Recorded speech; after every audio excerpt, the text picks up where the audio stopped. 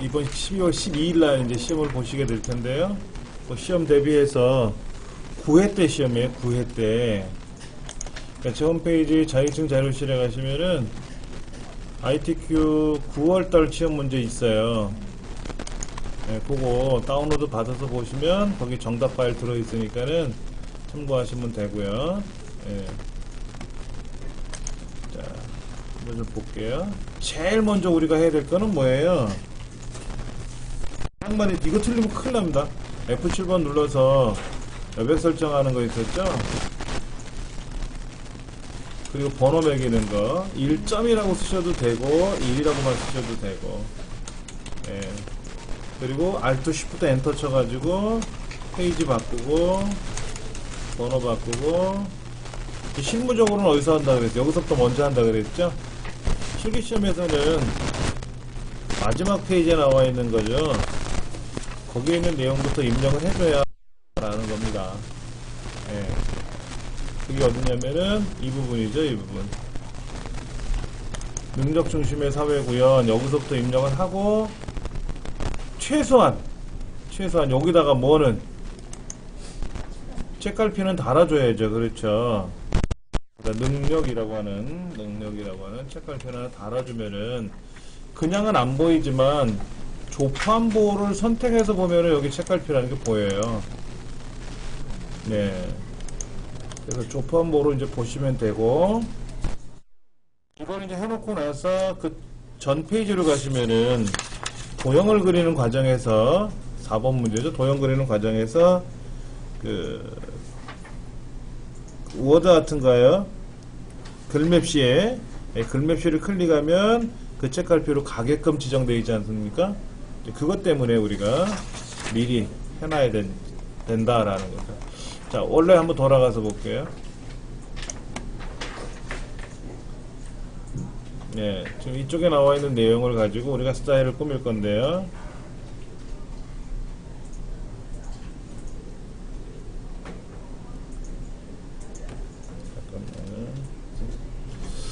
자, F6번 눌러서요. 우리가 이제 스타일을 하나 추가하겠죠. 네, 스타일의 이름은 영어로 써 있네요. 항상 영어로 돼 있어요. 자, 그 다음에 문단 모양에 들어가서 왼쪽 여백을 얼마? 15. 아래 여백을 얼마? 10. 왼쪽 여백 15. 문단 아래 간격을 10. 그 다음에 글자 모양에 들어가서는 원칙적으로 알려드릴게요. 한글일 때는 궁소로 바꾸고 얘를 95의 5%죠. 그 다음에 영어일 때는 굴림을 씁니다. 그렇죠? 그리고 95의 5%를 쓰는 거예요. 그러니까는 대표적일 때는 이상이 없지만 우리말일 때는 굴림의 95%가 나와야 되고, 우리말일 때는 궁서죠. 그렇죠? 궁서의 95%가 되고, 영문일 때는 굴림의 95가 되고, 남부지 글꼴일 때는 안 건드려지는 게 원칙인데 우리 시험에서는 상관없어요. 제일 먼저 뭐부터 하라 그랬죠? 제가요 95에 5부터 먼저 하고, 우리말일 때 궁서, 그렇죠? 그 다음에 영어일 때 굴림. 이렇게 해서 설정, 추가,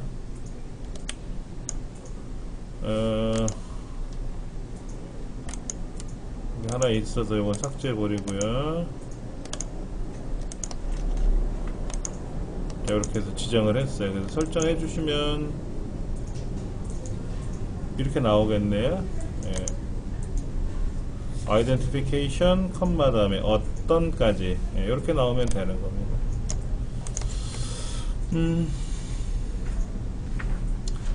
표작업은 한번 볼까요? 자, 이 표작업에서 원칙대로 한번 제가 보여드릴게요. 자, 숫자는 오른쪽에 들어가고요. 다른 글자들은 가운데 정렬했잖아요. 그렇죠? 그 다음에 여기는 지금 합계가 들어가죠. 컨트롤 쉬프트 S. 여기는 대각선으로 그릴 거고요.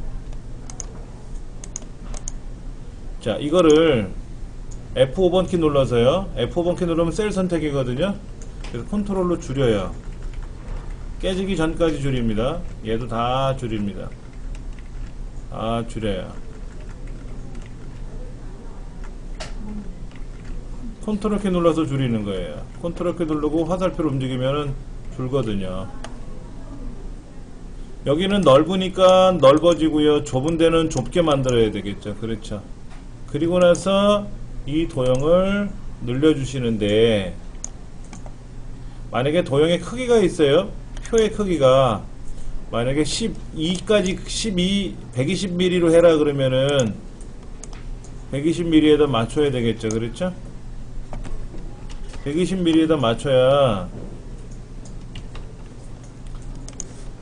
119에 40인데 요거를 건들 수가 없단 말이에요. 지금 요거를 119에 40인데 120에 맞췄으니까 맞추면 되고요. 그런데 우리는 그렇게 하는 게 아니라 저 넓히면 되잖아요. 그렇죠?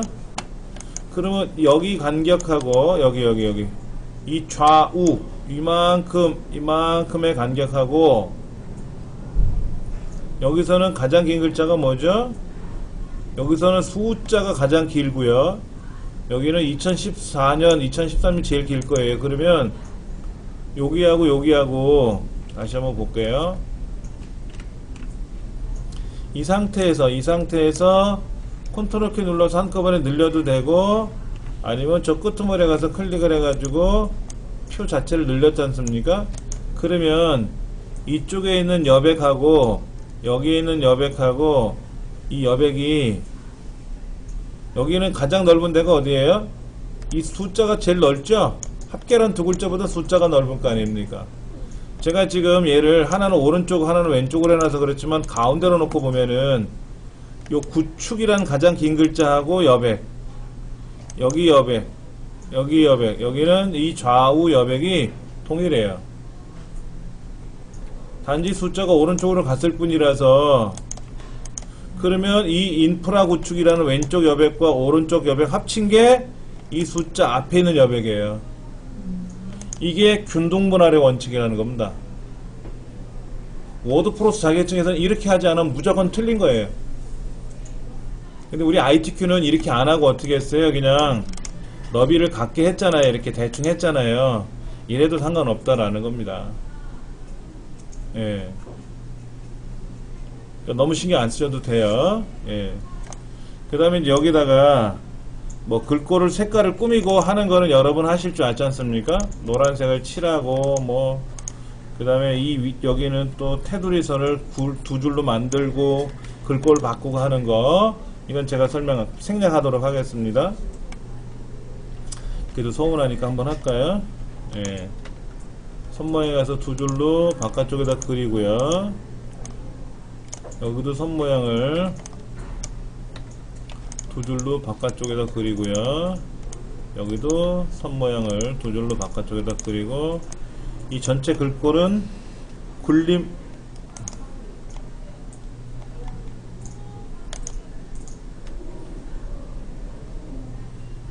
그 다음에 이제 표에다 놓고 입력, 캡션 달기. 뭐 요거는 뭐 지워도 되고, 일학습 병행제, 연간 지원 예산 발의,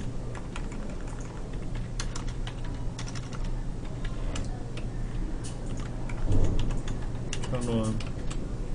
이것도 뭐 볼륨이죠.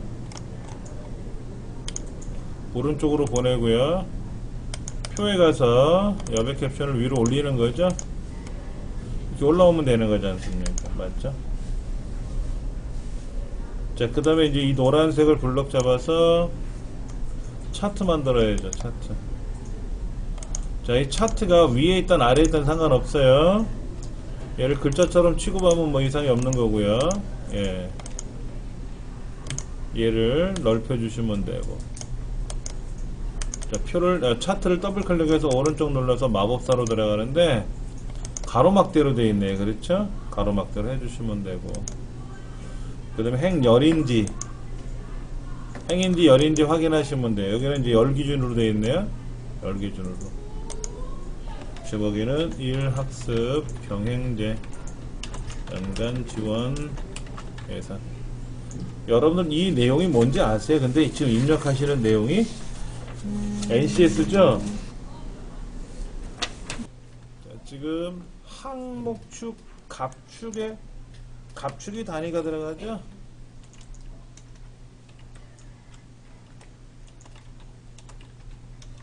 지금 여기서는 갑축이 어딘지 아시죠? 숫자가 있는 데가 갑축이에요, 무조건요? 숫자가 있는 데가 무조건 갑축이에요. 항목, 글자가 있는 데는 항목축이고 네. 숫자가 들어있는 데는 갑축이에요. 그러니까 X축, Y축 외우시면 힘들어요. 숫자가 들어있으면 값이라고 보시면 기억하기 쉬울 거란 말이에요. 그 다음에 뭐 이름이라든지 뭐 이렇게 명칭이라든지 이런 게 들어가면 항목이잖아요, 항목. 그러니까 이 그래프 막대 그래프 이거 가로든 세로든 상관없어요. 숫자가 적혀 있으면 세로든 가로든 둘 다 숫자가 들어가지는 않잖아요. 하나는 항목이 들어가고 하나는 값이 들어갈 거란 말이에요, 분명히. 숫자가 들어간 건 값이고 글자가 들어간 데는 항목이고 그게 가로로 돼 있던 세로로 돼 있던 건 나중 문제고. 그럼 이제 요렇게 문제가 나온 거죠, 이렇게. 요거를 요렇게 두껍게 하셔도 상관은 없어요. 자, 그런데 지금 배선생님이 질문을 하셨어요. 왜 글자처럼 취급합니까? 그랬는데요. 글자처럼 취급하는 거하고 안 하는 거하고 차이를 좀 보여드릴게요. 글자처럼 취급 안 하는 게 여기 있죠. 여기에 입력에 가서 그림을 쓰잖아요. 그림, 개체 가서 그림을 가지 않습니까? 여기 그림 있고 이 그림에 들어가서 우리 문제지 같은 경우는 동전 밑값이 생기게 들어가 있는데 이거잖아요. 그렇죠? 그러면 이거를 우리가 이제 줄여서 이렇게 줄여야 될 거 아닙니까? 자, 이게 글자처럼 취급이라고 그러면요. 어떤 현상이 발생하나 보세요. 얘가 하나의 글자예요. 하나 글자라서 얘를 끌고 다닐 수가 없고요. 자, 글자니까는 글자 앞에다 놓고요. 뭐 블럭을 잡던 글자 앞이나 뒤에다 넣든 간에 가운데 오른쪽은 가잖아요. 자, 우리가 블럭 잡고 가운데 정렬하지 않습니까? 가운데 왼쪽으로 왼쪽, 오른쪽은 오른쪽 가죠. 이게 글자처럼 취급이라는 거예요. 근데 얘는 지금 글자랑 어울려야 되거든, 일반 글자들이랑. 그래서 글자처럼 취급하지 않고 어울림이라는 걸 해서 이렇게 떠다니게끔 하는 거죠. 떠다니게끔. 그 다음에 이제 이쪽에 우리 4번 문제 보면 도형 그리는 거 나오잖아요. 도형 같은 것도 보시면 얘가 글자처럼 취급을 해버리면 왼쪽에 딱 달라붙어요. 그 다음에 또 다른 도형을 그려야 되는데 여기다 이렇게 그려야 되잖아요. 이렇게 그려야 되는데 얘도 글자처럼 취급하면 어떻게 돼요? 니 따로 내 따로예요. 겹칠 수가 없는 겁니다. 그래서 얘를 끌고 이렇게 와야 되는데 끌고 못 오니까 어떻게 돼요? 가운데 정렬, 얘도 가운데 정렬, 안 맞지. 얘가 겹쳐야 되잖아. 그렇기 때문에 글자처럼 취급이라는 걸 빼고 얘가 어떻게 해야 돼요? 그 두 개가 이렇게 붙던지 해야 될 거 아닙니까? 이때는 글자처럼 취급하면 안 돼요. 이렇게 끌고 다녀야 될 때는 글자처럼 취급하는 의미가 아니고. 그러면 우리 차트에서는 얘를 글자처럼 취급을 해야 됩니까? 안 해야 됩니까? 하는데 글자처럼 취급을 안 하면 자 보세요. 제가 얘를 쓱 끌고 다니면 돼요. 끌고 다니면 되죠. 이건 여러분 마음이에요. 글자처럼 취급해도 되고 안 해도 상관없습니다. 여기서는 상관없어요. 우리 시험에서 글자처럼 취급이라고 하는 개념은 어디 있냐면은 1번 문제 표, 이거 표 그릴 때요. 글자처럼 취급해도 되고 안 해도 상관없어요. 맞지 않습니까? 예. 그 다음에 그래프도 글자처럼 취급을 해도 되고 안 해도 상관없어요. 3번에 도형은 당연히 글자처럼 취급하면 안 되고요. 네 번째도 여기도 글자처럼 취급하면 안 되죠. 그렇죠. 글자처럼 취급 안 해도 상관은 없어요. 그럼 글자처럼 취급을 해야 될 때는 아까 제가 말씀드린 대로 얘가 글자로 취급을 해버리면 이렇게 위에서 엔터를 치면 내려가고 그렇죠? 줄을 줄이면 얘도 따라 줄고, 오른쪽 정렬하면 오른쪽이 되고, 오른쪽, 왼쪽, 가운데 편하게 돌아가지 않습니까? 이런 경우라면 전혀 상관이 없는 거예요. 이럴 때는 글자처럼 취급을 해야 되겠지만, 그렇지 않은 경우에는 뭐 굳이 제 생각에는 그 왜 처음부터 제가 표를 그릴 때, 우리 여기서 2번 표 입력 표 그릴 때 글자처럼 취급하세요 라고 했잖아요. 그렇죠? 글자처럼 취급하지 않으면은 이걸 이렇게 작동을 그리고 나서 잘못 뛰어다닌단 말이에요. 이렇게 막 돌아다닌다고. 이렇게 이게 또 어울림을 해버리면은요, 지금 어우러지지가 않는데, 그럼 막 이상하게 꼬여버릴 수가 있어요. 그래서 제가 그냥 글자처럼 취급하자라고 한 겁니다. 그게 제일 편하니까. 근데 알고 나니까 어때요? 안 해도 되네? 그러면 안 하셔도 되는 거예요, 이제는. 몰랐을 때는 시키는 대로 보통 하잖아요. 알고 나면 내 마음대로 하는 거지. 예. 이렇게. 그 다음에 얘도 이제 제목을 꾸며야 되겠죠. 들어가서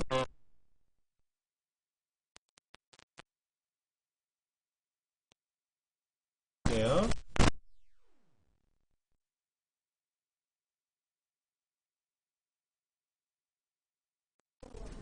이제 요거 A 요거네요. 그랬죠? 요거죠? 그래서 A, B 이렇게 쓰고 빠져나와서는 루트 값 씌워서 그 안에는 이제 괄호를 x x 괄호 닫고 더하기 y y 괄호 닫고 이렇게. 그 다음에 이제 여기다가 아래 첨자 쓰나요? 2 여기는 위 첨자 쓰죠.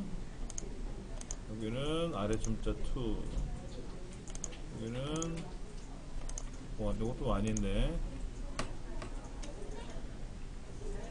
이 끝에다가 제거 이렇게 써주면 되죠. 이때 괄호는 그냥 키보드에 있는 괄호를 쓰시면 돼요. 이때 괄호는 그냥 키보드에 있는 괄호를 쓰시면 되고, 2번 문제는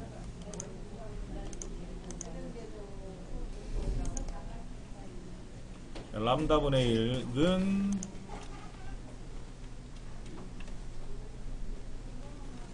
그 다음에 1.097 곱하기 10의 5승 괄호 열고 그 다음에 괄호 닫고 그 아래다가 뭐 빼기 이런 게 들어가네요. 여기는 분수, 여기도 분수 이렇게 들어갔어요. 분수에는 뭐 우리가 쓰면 되죠. 1, 2, 여기는 1, n. 그래서 n의 제곱, 여기는 2의 n승인가요? 2의 2승인가요? 이렇게 쓰는 거죠. 이 괄호는 이렇게 쓰시면 되고, 만약에 이런 문제가 나올 수 있어요. 요 괄호를 이용해서 쓰게 되면은요, 요 괄호를 이용해서 쓰면은 분수가 들어가면 괄호도 높아져요. 요 키보드에 있는 이거 괄호는 그냥 키보드로 쓴 괄호고요. 요 괄호는 수식에 있는 이 괄호를 쓴 거란 말이에요. 이거. 근데 이 괄호의 특징은 뭐냐면은 높아지면, 이게 높아지면 계속 높아지죠. 괄호가 높아지잖아요. 그렇죠? 그런 특징이 있어요. 얘는 그런 특징이 있는 애라고. 그런 거 아니면 그냥 키보드에 있는 괄호 쓰시면 되고요. 그럼 요 괄호 대신에 요 괄호 쓰면 안 됩니까? 하시는 경우도 있어요. 쓰셔도 어떻게 돼요? 벌어지잖아요. 높이가.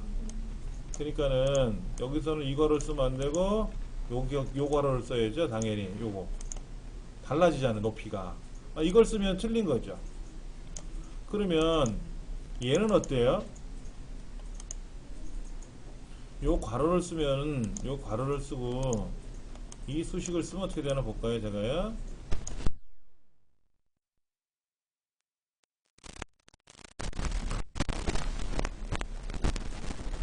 얘를 쓰면 이거나 이거는 일반 괄호, 이거에 높아지는 괄호고요. 얘는 안 높아지는 괄호였거든요. 근데 안 높이면 어느 괄호인지 잘 구별이 안 되죠? 이 가로하고 이 가로하고 어때요? 지금 동일하게 보일 때는 어떤 가로를 써도 상관은 없어요. 키보드 가로를 써도 이 가로를 써도 상관은 없어요. 그러나 이런 문제는 벌써 나타난 게 달라지잖아요. 그렇죠? 높아지는 가로냐, 키보드 그냥 일반 가로냐에 따라서. 그러니까 문제지 이렇게 나와 있지 않는데 이렇게 쓰면 틀린 거예요. 이렇게 써야만 맞는 거죠. 그런 것만 주의하시면 될 것 같아요. 그 다음에 국가 직무 능력 표준이라는 말이 나왔어요. 고용에. 자, 이거를 부연 설명 좀 해드릴게요. 이제 한 장 더 넘기면 국가 중심의 사회 구현이라고 나와 있는데요. 영어로 뭐라고 되어 있냐면 NCS라고 되어 있어요. NCS 이렇게 되어 있잖아요. 여러분들 기회 되시면 NC에 대해서 참고하셔야 돼요. NC에 대해서 알고 계셔야 돼요. 제 홈페이지에도 NCS라는 걸 넣어놨어요. 여기에 국가직무능력표준 NCS라고 되어 있고, NCS가 뭔지는 여러분이 잘 보셔야 되지만은, 최근 신문 보셨어요 혹시요? 요즘 젊은 친구들이 이제 공공기관에 공기업에 입사를 해야 되지 않습니까? 입사를 하는데 일반 사기업들, 대기업들은 그런 걸 안 하지만 공공기관들, 공기업들은 국가 직무능력 표준이라는 NCS를 기반으로 해서 직원을 뽑아요. 이제는 대통령 지시사항입니다. 이거는. 그리고 계속 이 대한민국이 망하기 전까지는 이 직무능력 표준이라는 NCS가 그대로 유지가 될 거예요. 그리고 지금 일반적인 교육들도 NCS를 기반으로 해서 교육을 시킵니다. NCS 기반으로 해서 교육을 한다, 뭐 취업을 한다 이런 말이 나와요. 이 책에도 보면 그런 말이 좀 나올 거예요. 자, 이런 겁니다. 중장비를 배웠어요. 중장비 학원에 가서 했는데 회사에서는 어느 레벨까지를 원한대요. 어느 레벨까지를 원하는데 이 사람은 그 레벨이 됐는지 안 되는지 모르잖아요. 예를 들어서 우리가 엑셀을 잘하는 사람을 뽑는 거야. 회사에서 당신 엑셀 어디까지 해봤어요? 그럼 저요? 자격증은 땄습니다. 그럼 잘할 것 같네. 여러분 자격증 딴다고 잘해요? 그건 아니잖아요. 또 실무적으로 열심히 한 사람 자격증 따는 것도 아니잖아요. 자격증하고 이거하고 좀 약간 별개인데 사실은 자격증하고 실무하고 맞아 들어가야 되는데 텀이 좀 커요. 아직은 예전보다는 많이 줄었어요. 그러니까 엑셀을 어느 단계까지 교육을 받았느냐라고 하면 NCS 기반으로 엑셀을 나는 1단계에서 7단계까지 중에서 6단계까지 받았습니다 라고 교육 이수증을 보여주면 돼요. 그럼 교육만 받으면 뭐하냐 이거야. 아니에요. NCS 교육은요 말이 교육이지 훈련이에요. 여러분 교육과 훈련을 안 했어요? 교육은 교육으로 끝나는 거예요. 우리는 교육이에요. 제가 여러분 시험 보고 테스트하는 거 안 하잖아요. 근데 훈련은 결과가 나와야 돼요. 이 사람이 잘했는지 못했는지. 학교에서 시험을 보지 않습니까? 그게 훈련이에요. 그러니까 군대는 교육을 안 하고 훈련을 하죠. 논산훈련소 그러잖아. 논산교육소가 아니라 훈련소란 말이야. 신병들을 제식훈련을 가리켜서 그걸 통과해야 또 사격을 해서 통과를 해야 부대로 들어갈 수 있는 거거든요. 그런 훈련을 통해서 엑셀을 받으면 엑셀을 어디까지 했는지 시험도 봐야 되고 평가도 해야 되고 그게 법으로 정해져 있어요. 그러면 강의하는 교수나 강사가 그 훈련에 관련된 모든 시험 문제를 출제를 해서 평가를 해야 되는 거거든요. 그게 이제는 그렇게 변해가고 있어요. 변해가고 있고요. 하나 더 보여드리면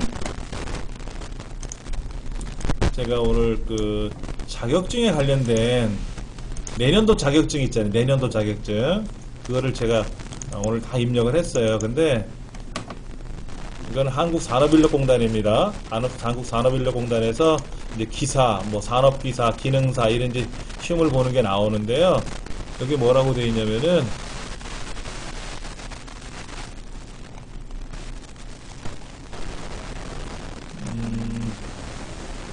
요거는 이제 기술 계열이고요. 뭐라? 잠깐만 찾아볼게요.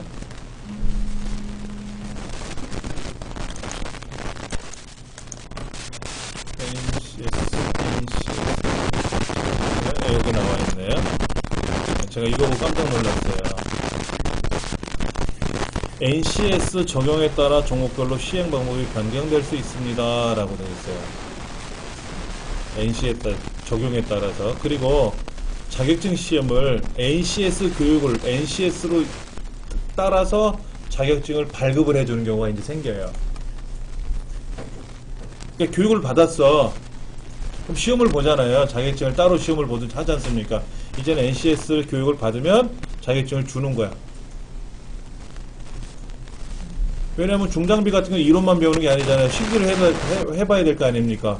근데 이렇게 해갖고 자격증을 또 볼 거라면 NCS 교육을 받을 필요가 없잖아요. 그렇죠?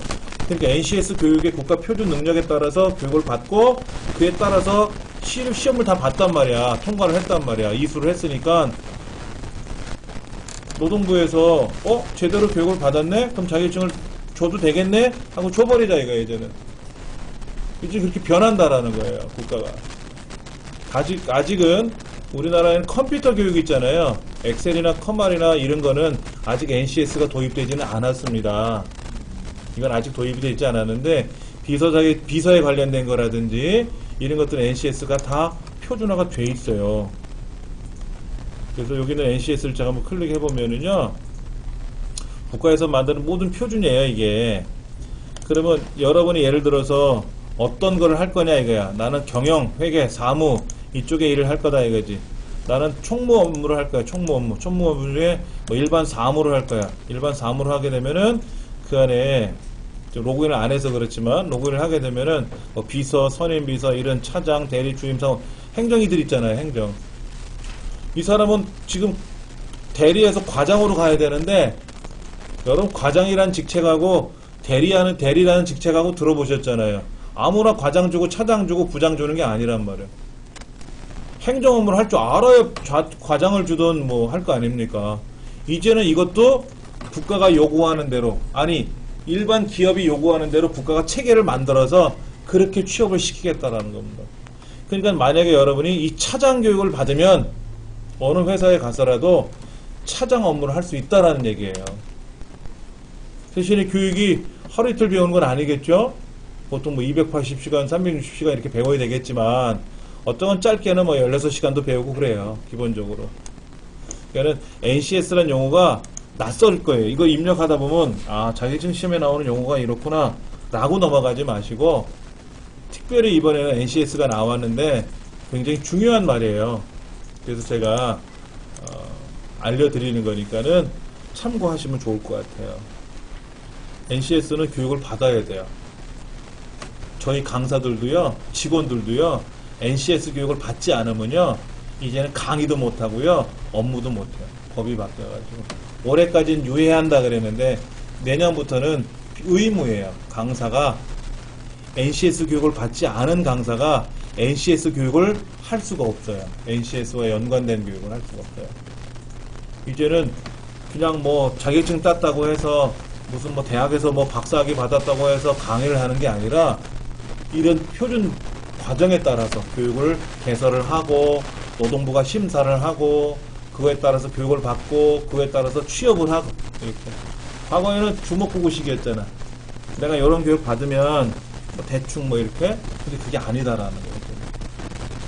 굉장히 어렵고. 근데 이게 보편화되는 이제 사회 문화로 정착을 하면 교육을 받고 할 수가 있고. 그러니까는 젊은 친구들이 취업을 하려고 시험 공부를 하고 뭐 자격증도 따고 했는데 공공기관에서는 공기업에서는 NCS에 관련된 거를 요구하니까는 또 교육을 받아야 된다. 그러니까 불편하지 않느냐라고 하는데 그거는 학생들이 젊은 친구들이 아직 몰라서 그런 거고 국가가 아직 홍보를 덜 해서 그런 거죠. 거기에 눈뜬 젊은이라면 반드시 NCS에 연관된 교육이나 그 업무에 들어가서 바로 공공기관에 공기업에 쉽게 취업에 할 수 있겠죠. 아는 사람은. 대기업도 마찬가지죠. 중소기업도 마찬가지예요. 이제는 국가 표준 능력이라고 하는 어떤 그 체계 안에, 시스템 안에 취업을 시켜야, 그래야만이 학교에서 배운 내용 그대로 직장에서 써먹을 수가 있는 거고, 예전에는 학교에서 배운 거 따로, 직장에서 배우는 거 따로, 다 따로따로 배웠잖아요. 이제는 하나로 연계시키자라는 게 국가의 그 노동 업무예요. 그러니까 여러분들도 꼭 관심 되시면 꼭 보시기 바랍니다. NCS와 연관된 교육을요. 그러니까 이런 거예요. 엑셀 실무 과정, 엑셀 실무 과정을 내가 배워야겠다. NCS 교육에 따른 실무 교육을 받으면 돼요.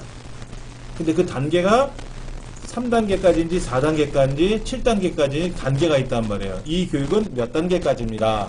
선행학습은 이 과정을 마쳐야만 됩니다. 만약에 6단계를 공부하려면 5단계까지는 알아야 6단계를 배울 수 있잖아요. 근데 나는 6단계를 한 번도 안 배웠어. 5단계를 한 번도 안 배웠는데 6단계 교육을 들어오려면 어떻게 돼요? 캔슬이지. 교육 못 받지. 그럼 4단계까지 배우는 거는 1, 2, 3단계는 기초과정으로 배울 수 있어요. 바로. 근데 5단계에서부터는 4단계를 이수해야 돼요. 6단계, 7단계는 이수를 해야만이, 앞단계를 이수를 해야 그 후단계를 배우는 거예요. 그러니까 직업훈련학교라든지 이런 데서는 내년도부터는 이제 NCS를 기반으로 해서 교육을 시켜요. 그거는 여기서 보시면 좋아요. NCS 여기 폴리텍 대학 아시죠? 이 폴리텍 대학이 노동부에서 만든 거잖아요.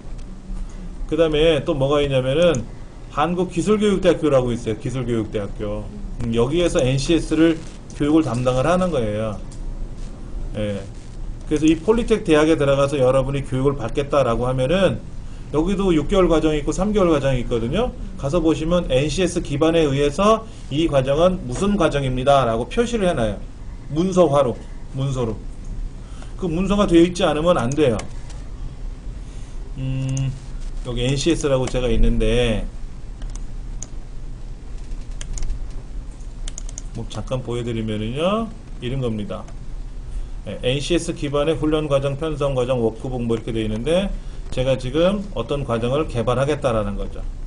IT 시스템 관리자 신규 구직자 양성 과정에서 훈련을 하겠다라고 계획을 잡으면 IT 시스템 관리자가 어디까지 배워야 되냐 이거야. 그거를 노동부가 정해놨어요. 그래서 정보통신 정보기술에 있는 IT 시스템 관리와 IT 기술 지원을 가지고 교육을 받는다. 그리고 과정은 320시간이고 4개월 동안 320시간 배우는데, 직업 기초 능력도 배워야 돼. 언어 구사력, 기초 외국어 능력 이런 것도 알아야 되고, 그 다음에 기술 지원 요청 관리, 시스템 점검 관리, 하드웨어 운영 관리, 뭐 네트워크 운영 관리, 뭐 사용자 지원 관리 이런 교육을 통하지 않으면은 IT 시스템 관리자가 될 수가 없으니까는 이런 교육을 받고, 그럼 받기만 하면 땡이냐? 아니죠. 훈련이니까 반드시 교육을 통해 갖고 테스트를 해봐야죠. 테스트를 하는 과정도 문제를 만들어야지. 문제 어떻게 지도할 것이며 어떻게 훈련을 할 것이며 어떻게 평가할 것이며 그런 것들을 다 여기다 명시를 해놔요. 그래서 이 교육을 내가 가르치겠다라고 해서 하면 노동부에서 이 교육 과정을 보고 잘못되어 있네, 잘 되어 있네 평가를 해. 그래서 잘못되어 있으면 땡! 다시 만들어. 뭐가 누락되어 있어. 연락이 올 거란 말이에요. 그래서 만들어서 하면은 거기서 그렇게 해라. 그러면 교육생들 입장에서는 안내서가 있어야 되겠죠. 학습 안내서가. 그럼 학습 안내서도 만들어줘야 돼. 그 다음에 여기는 지금 빠져있지만 뭐냐면은 그 평가 방법론 있잖아요. 평가 방법. 평가 방법을 실기로 할 거냐, 이론으로 할 거냐. 이론, 실기 다 해야 되겠죠. 그렇죠. 그렇게 해서 어떻게 평가를 할 것이며 평가된 결과를 가지고 이렇쿵 저렇쿵 얘기를 해야 되거든. 또 조별 토의도 할 것이며 어떻게 될 것이며 뭐 이런 것들. 이런 거를 통해서 만들어 나가는 거예요. 그러니까는 교육계획서가 만들기도 어려워요. 만들기도 어렵고 만들어내도 좀 불편한 것도 있고. 더 재밌는 거 하나 보여드릴게요. 하나만 보여드리고 마무리 줄게요. 이게 쉬운 문제예요. NCS 교육에 따른 문제를 제가 만들었어요. 한글 문서 작성 기초 과정이에요. NCS 교육에 의한. 자, 파일 저장하기 메뉴를 클릭하거나 바로가기 키 뭐죠? 키보드에서 뭐를 누르면 저장이 되죠? 어? Alt S. S를 누르면 S가 찍히지 그냥. 자, 문단 모양을 호출하는 키가 뭐예요? 여기 가면 문단 모양이라고 있잖아. Alt T네, 그랬죠? Alt T. 그 다음에 글자 형태나 선, 색깔, 그림자 등 다양한 효과를 주어 문자를 꾸미는 기능이 뭐예요? 뭐죠요? 글 뭐라고요? 글맵시요. 글상자가. 예. 그 다음에 쪽번호나 파일 이름이나 같이 페이지 맨 위나 아래쪽에 고정적으로 반복되는 내용을 넣을 때 뭐를 사용하죠? 머릿말, 꼬릿말. 맨 위는 머릿말이고 아래는 꼬릿말이죠. 우리 머릿말은 배웠잖아요. 그렇죠? 큰일 났네. 본문 내용의 출처를 밝히거나 추가 설명을 할 때 작은 설명문 뭐라고 하죠? 주석. 그렇죠. 각주와 미주 두 가지가 있다 그랬으니까 하나 맞췄어요. 그렇죠? 예. 특정 대상의 구분을 위해 적어놓은 표를 말한다. 예를 들어 소포, 도서관의 도서, CD 등 다양한 곳에 뭐를 사용한다? 라벨지. 그 라벨지 만드는 게 있단 말이에요. 글자 모양을 변경할 때 실시간 미리 보기가 가능해요? 왜? 블록 잡고 우리 글자 모양 들어가면 여기 가서 자, 글꼴을 바꾸면 어떻게 돼요? 여기 바뀌잖아요. 안 바뀌었어요? 바뀌었죠? 동글뱅이죠. 답은 여기 있어요.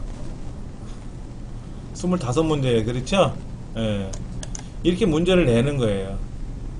문제를 내서 교육생들한테 수료하는 날에 이제 중간에 시험을 봐야죠. 얼마나 잘했는가. 작업형도 있는데, 작업형은 이런 거 주면 되지, 이런 거. 이런 문제지 주고, 만드시오! 그러면 작업할 줄 알아야 되겠죠. 그러니까 이 교육을 마치고 나온 사람은, 대충 이론적인 거 알 수 있겠죠? 작업도 할 수 있을 거 아닙니까? 그게 NCS라는 교육이에요. 그러니까 저렇게 교육을 마치면 우리가 시험을 안 봐도 된다는 건가요? 앞으로는? 근데 자격증은 별도로. 또 봐야 되고. 근데 노동부가 주관하는 자격증 중에는 실기 위주로 하는 교육들이 있단 말이에요. 뭐 중장비, 포크레인 같은 거. 이런 경우는 NCS 교육을 또 받고 취업을 하려면 NCS 교육을 받아야 된단 말이에요. 근데 중장비 자격증도 따야 되잖아요. 근데 야매로 따는 사람 있잖아. 실력은 좋아. 이론적인 걸 모르는데 그런 사람 그렇게 딴 사람은 땡이다라는 거죠. 그렇게 개인적으로 서부에서는 이런 교육은 아직 안 할 거고 내년부터 해요. 우리가 지금 예, 이건 아니고요. 이건 아니고요. 내년부터는 이거에 기반에 의해서 교육에 들어가요. 제주도 교육받는 사람들이 다 해당한다 이거죠. 머리 아프고. 그러니까 이제 여러분들도 어디 취업을 하시려면 사기업은 아직 그렇지만 공공기관, 공기관이나 이런 데서 공기업은 NCS 수료를 확인하는 거야. 당신 컴퓨터 어느 정도에 나 정보처리 자격증이 있어. 잘하네. 워드 자격증도 잘하네. 아직은 그게 유효하지만 예전엔 지금은 이제 훗날에는 자격증을 따지 않고도 내가 NCS 기반의 교육을 받았다 이거야. 워드 공부를 하고 문서 작성을 하고 엑셀 실무를 했다 이거야. 그럼 이 사람 엑셀 잘할 줄 알겠네 이거죠. 이제는 그렇게 가겠다라는 거야. 그럼 어느 단계까지 배웠느냐 이거 이 사람이 몇 단계까지 배웠고 그럼 회사에서 요구하는 사람은 6단계를 원하는데 난 4단계까지만 배웠단 말이야. 그럼 취업이 안 되겠죠. 근데 5단계를 원하는데 나는 6단계까지 배웠어. 그럼 취업이 가능할 거 아닙니까? 그러면 서류 전형을 할 때 뭐 어학이고 어쩌고 뭐 이런 거 대학에서 뭘 상관없잖아요. 이제는 그렇게 가겠다라는 거예요. 그 노동개혁이 바뀌는 거예요 지금. 우리 젊은 친구들은 이제 이렇게 교육을 받아야 돼요. 우리는 해당한다. 여러분 공급 갈 나이가 넘었어. 지하철 공사에 여러분 이제 신규 채용해서 들어가니까 다 유효해요. 어? 다 허용이 되고요. 다 유용한 거고요. 이런 자격증을 따둬야죠, 당연히.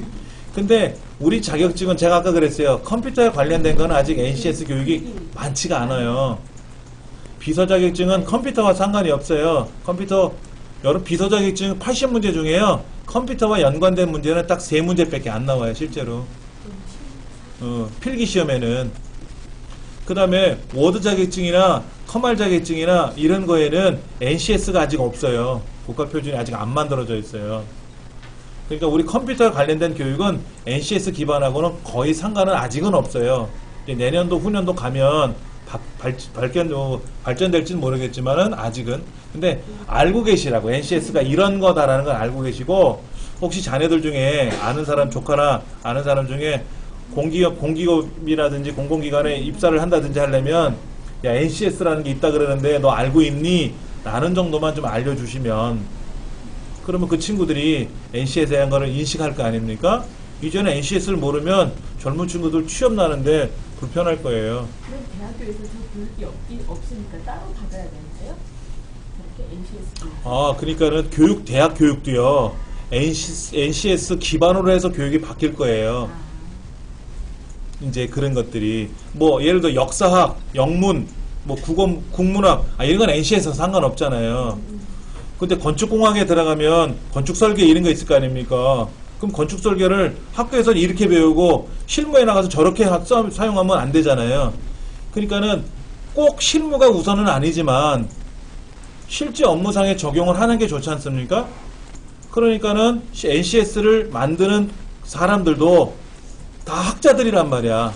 교육자들이고 학자고 실무자들이니까 건축 설계를 할 때는 이렇게 교육을 해라 라는 기반의 교육서가 나오면 그대로 대학에서도 그거에 따른 수업을 하면 되고, 이젠 교재들도 그렇게 만들어질 거란 말이야. 그럼 건축 설계를 그냥 아무 교수나 책을 써서 만드는 교재가 아니라 이제 국가 기반에 따라서 책을 만든다라는 거죠.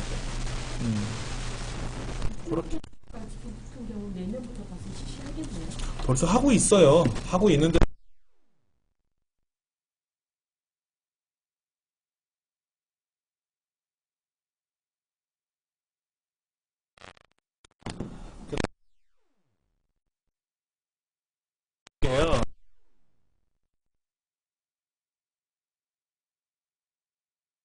이 부분을 이렇게 한번 만들고 싶어요. 자, 여기다 한번 이렇게 써볼게요.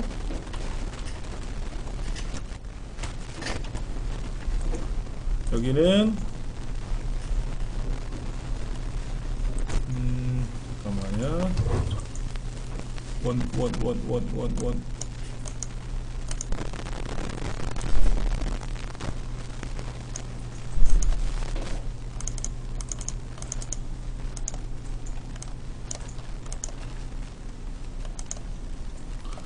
자, 보세요. 제가 이렇게 문제를 만들 거예요. 이렇게.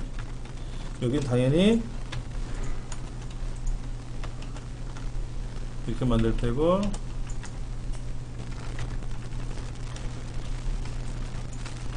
이렇게 하고 싶어요. 번호 매기는 게. 우리 번호 매기는 게 이거랑 다르잖아요. 우리 일반적으로 번호 매길 때는 어떻게 했어요? 블럭 잡고 불간격 180 해주고, 그 다음에 문단 번호 모양에 들어가서 비슷한 거 맞춰줬죠? 비싼 거 맞췄는데 지금 이와 비싼 거 있어요? 대괄호 1도 없고요. 동글뱅이 1은 있어요? 동글뱅이 1은 없네? 모양상 없잖아요. 그럼 이 모양을 만들어야 되거든요. 우린 지금까지 비슷한 거를 가든지 똑같은 걸 찾아가지고 했었어요. 우리 지금까지 시험 문제가. 그런데 2회 문제를 보시면 2회 문제는 A 괄호 동글뱅이 AB 이렇게 나갔어요. A 괄호가 있어요? A 괄호 없네. A 괄호도 없어. 그 동글뱅이 AB 있어요? 소문자? 그것도 없잖아요. 그렇죠. 그러면 이런 걸 우리가 만들 줄 알아야 된다는 겁니다. 자, 그럴 때는 아무거나 선택하시고 사용자 정의로 가는 거예요. 어차피 똑같은 거 없으니까 아무거나 선택해야죠. 사용자 정의로 들어가서 잘 보셔야 돼요. 여기서부터는 꺽쇠 1이 있죠. 꺽쇠 1. 요 꺽쇠 1이 뭐냐면 1수준이란 뜻이에요. 이게 뭐냐면 1수준이란 뜻이에요. 1수준. 근데 우리 문제지가 어떻게 되어 있냐면요, 이렇게 되어 있어요. 이렇게 되어 있어요. 이렇게 되어 있어요. 그러면 요 꺽스의 1이 1수준이니까 그 앞에 뭐 앞에 써주냐면 요렇게 이렇게 찍어주면은 꺽스의 1에 대한 대괄호가 양쪽에 찍히는 거고, 이때 번호는 그냥 아라비아 숫자가 들어가면 되죠. 그렇죠? 여기다 앞에다가 꺽쇠를 써주는 거예요.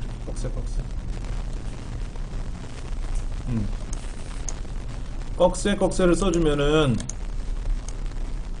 그리고 번호 수준은 1, 2, 3으로. 번호 3, 1, 2, 3으로. 네. 여기는 1, 2, 3. 이거를 써주면은, 꺽쇠 1이 1수준이니까 1, 2, 3 하고, 이렇게 나온다라는 거죠. 네. 그 다음에 이것을 15, 오른쪽 이렇게 해주시면 되고, 이제 이 수준이 문제인데, 이 수준을 자세히 보시면 이 수준은 동글뱅이 1, 2, 3이잖아요. 동글뱅이 1, 2, 3이니까 이 수준은 그냥 꺽쇠 2를 쓰면 돼요. 꺽쇠 2가 이 수준이니까. 그리고 여기는 동글뱅이 1, 2, 3을 쓰시면 돼요.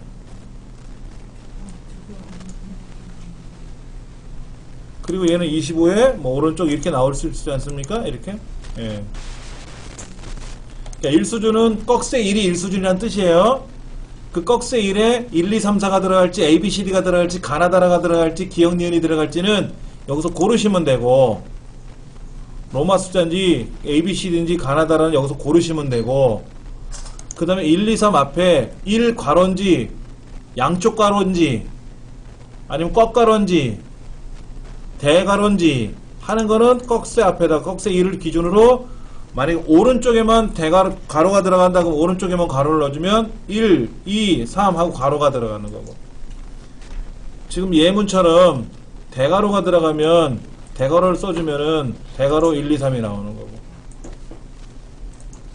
그 써주면 이렇게 되는 거예요. 이렇게. 여기를 이제 수준을 낮출 거 아닙니까? 이렇게 수준을 낮추면 보세요. 이렇게 되잖아.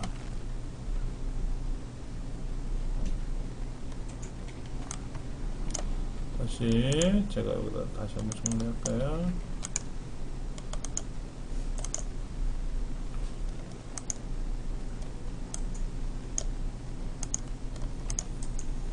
이건 제가 직접 쓴 거니까 뺄 거고요. 얘가 왜 이렇게 됐을까? 오른쪽인데, 네.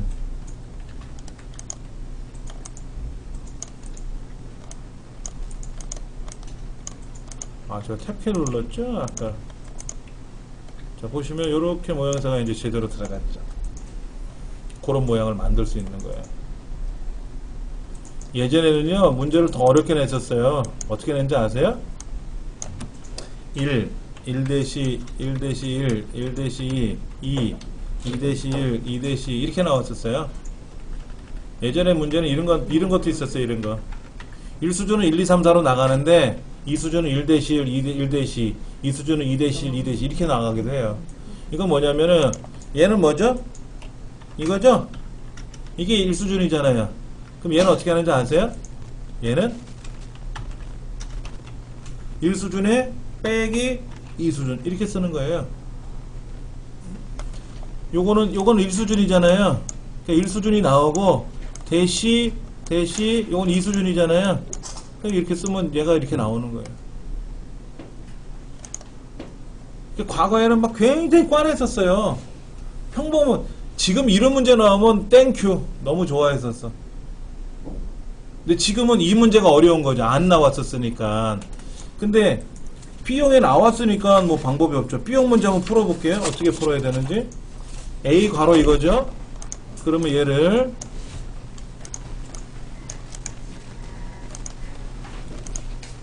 일수준이 뭐죠? 꺽쇠 1이고 가로 닫고죠. 여기 ABC죠. ABC. 맞죠? 이 수준은 뭐죠? 꺽쇠 2죠? 꺽쇠 2인데 동글뱅이 ABC죠? 동글뱅이 ABC. 더 먼저. 이렇게 만들어주는 거예요. 그러면 이렇게도 만들어줬잖아요. 이렇게. A 가로 동글뱅이 AB, B 가로 동글뱅이 AB 이렇게 돼 있지 않습니까? 그러니까는 다시 들어가서 보면은 1수준에 꺽쇠 1에 가로 닫고, 그럼 A에 가로 닫고, 대문자 ABC고, 2수준은 그냥 동글뱅이 AB니까 동글뱅이 AB 소문자로 쓰면 되고, 여기에 가로가 있는 것도 아니잖아요. 있는 자체잖아요. 그러니까 꺽쇠 2만 쓰면 되는 거거든요. 우리 세 번째 문제는 대문자 A, B, C, D 1, 2, 3, 4죠? 그럼 어떻게 할까? 1수준은 대문자 꺽쇠 1에 점 찍혀있네. 그럼 꺽쇠 1에 점 찍으면 되고, 그게 A, B, C, D로 나가고, 2수준은 꺽쇠 2에 점 찍혔네. 1, 2, 3으로 나가고,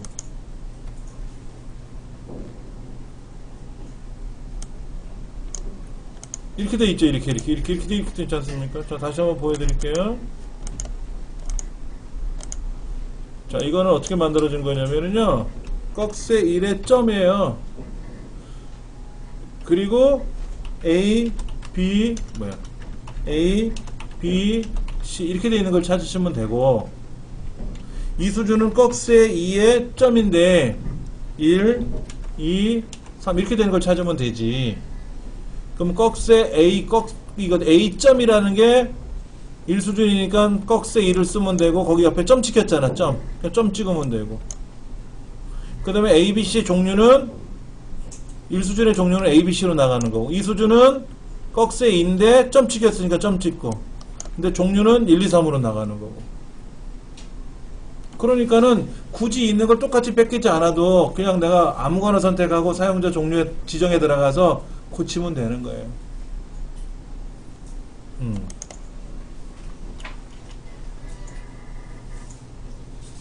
그렇게 해서 해주면 여러분 여기 있는 문제는 다 풀 수가 있어요.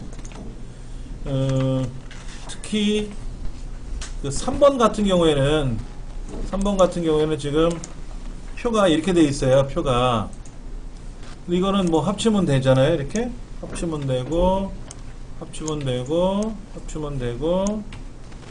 그럼 얘는 내가 알아서 대충 줄이면 되는 거죠. 이렇게 줄이면 되는 거잖아요. 그렇죠?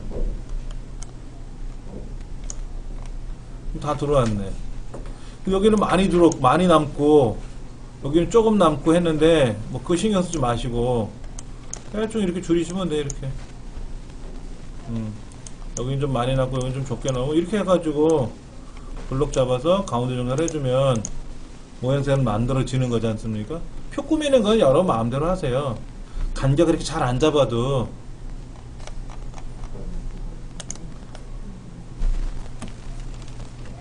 자, 만약에 두 번째 문제는 표가 이렇게 돼 있어요. 마지막에 표가 보시면 공연장은 블록 잡아야 되죠. 여기도 블록 잡아야 되고요. 그 나머지는 블록 잡을 거 없지 않습니까? 근데 이렇게 제출하면 뭐예요? 틀린 거지. 왜? 간격이 안 맞는 것도 안 맞는 거지만,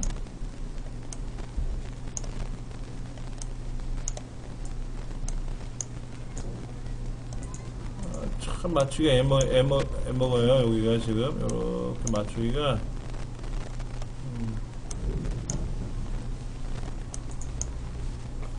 아이씨. 이거를 다 맞춰놓고 나중에 가운데 정렬을 해야 되는. 그렇죠. 자, 이제 됐죠. 그렇죠. 그 다음에 이제 가운데 정렬만 하면 되는 거지. 그러니까 마우스로 대충 조절하는데, 아까 같은 거는 대충 조절해도 갔었어요. 아까 거는 대충 해도 갔었어. 여기 공간이 많으니까는. 근데 두 번째 얘는 공간이 없어요. 꽉 끼더라고. 꽉 끼니까 애매하지. 근데 이 표가 지금 널널해도 있어도 되거든. 이렇게 넓어도 되거든. 표가 벗어나면 안 돼요. 이거 표 밖을, 이 문서 밖을 벗어나면 안 되고, 그렇지 않으면 돼요. 얘도 그렇지. 여기도 좀 보시면은 지금 1번 문제일 거죠. A형 문제.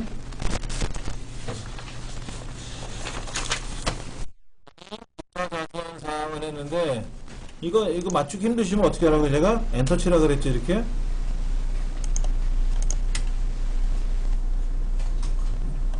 엔터 치라 그랬잖아요. 그렇죠? 엔터를 쳐서 하는 게 이 맞추기가 쉬우실 거예요. 만약에 이거 엔터를 안 치잖아요. 엔터를 안 치면 여러분 이걸 맞추실 때 사항은 됐나? 맞았나? 맞긴 맞았죠. 이제는요. 그렇죠? 오른쪽 거 맞았죠. 그렇죠? 이 너비를 딱 맞추지 않으면 글자가 다 깨진단 말이에요. 그렇죠? 자, 보세요. 이래도 맞고 저래도 맞는데 여차하면 안 되는 거지. 그렇지? 이런 맞는 거죠? 사항은 노동부 참고하기 바랍니다. 맞지 않습니까? 그 다음에 이제 왼쪽은 이렇게 대충 넓혀주면은 좌우가 맞았을 거 아닙니까? 이러면 이제 되는 거지. 근데 그게 귀찮으시면 여기서 엔터를 치면 줄이 다 바뀌어버리지 않습니까? 얘는 그렇게 하면 안 되죠. 여기서 엔터를 칠 수가 없어요. 근데 얘는 상관없잖아. 가운데 정렬이기 때문에. 얘는 양쪽 정렬이기 때문에 엔터를 치면 안 되고, 표는 가운데 정렬이니까 엔터 쳐도 되고, 두 줄, 세 줄씩 나오는 거 아니잖아요. 예. 사실 상관없습니다. 예. 그래서 여러분들이 하시면 되고, 가장 중요한 거는 이제 이쪽에 요거. 얘를 뭐 도둠에 18로 하시오. 그럼 얘도 도둠에 18로 하시오. 이런 거 나오죠. 그렇죠? 그 다음에 얘는 글자만 블럭에 가서 글자 색깔은 흰색이고 얘는 뭐 파란색이고 이렇게 했었고, 얘는 블럭 잡아서 밑줄 치고 뭐 박람회는 또 블럭 잡아서 글자 모양에 들어가서 확장해 가서 강조점을 뭐로 하는지 이런 거 있지 않습니까? 요런 거.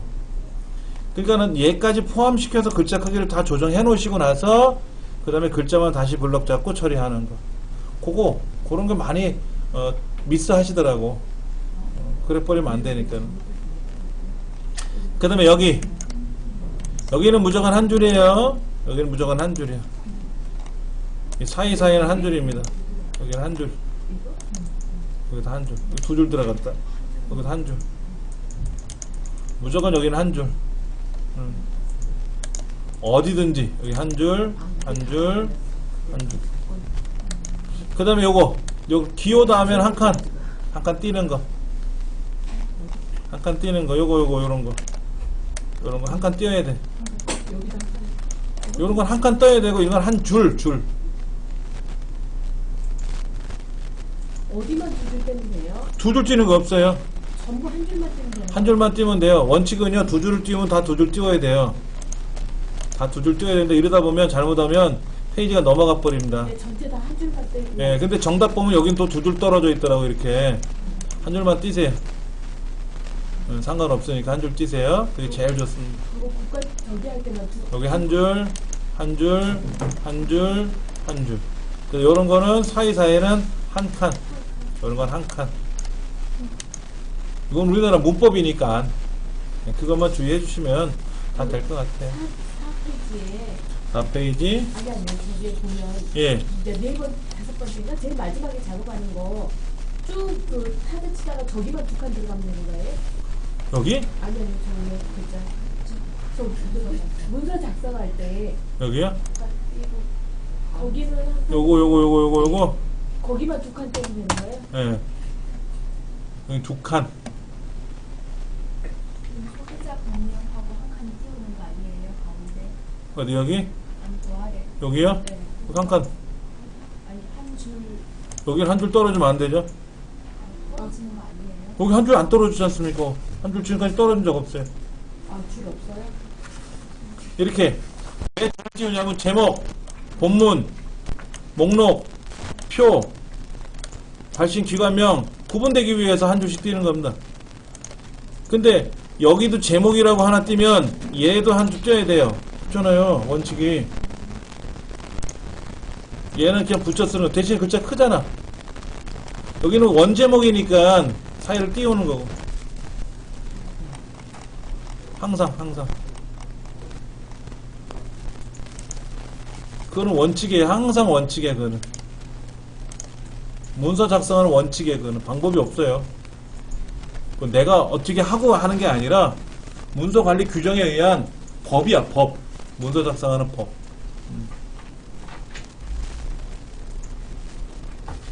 그러니까 여러분이 이런 자격증을 취득을 하고 이렇게 공부하신 분들은 다음에 여러분이 문서를 만드실 때 이 과정을 배우지 않고 마음대로 문서를 만드는 사람하고 달라요.